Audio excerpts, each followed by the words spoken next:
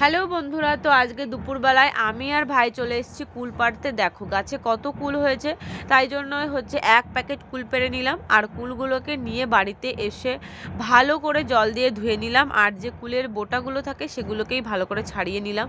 তারপরে কুলগুলোকে শিলের মধ্যে নিয়ে এগুলোকে ভালো করে ছেঁচতে হবে, কিন্তু ছেঁচার সময় দেখতে হবে যেন কুলের বীজগুলো ফেটে না যায়।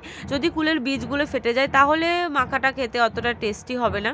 তো আমি ভালো করে কুলগুলোকে ছেঁচে নিলাম। ছেঁচে নেওয়ার পর এর মধ্যে দিয়ে দিয়েছি ধনেপাতা, কাঁচা লঙ্কা আর নুন।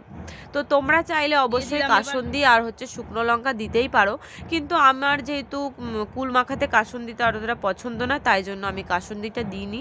আর আমার ভাইয়ের যেহেতু একটু শুকনো লঙ্কাতে মানে খেতে বারণ আছে, তাই জন্য শুকনো লঙ্কাটাও দিইনি। তো এটাকেই ভালো করে পেস্ট করে মেখে নিতে হবে। মেখে নিলেই রেডি কুল মাখা।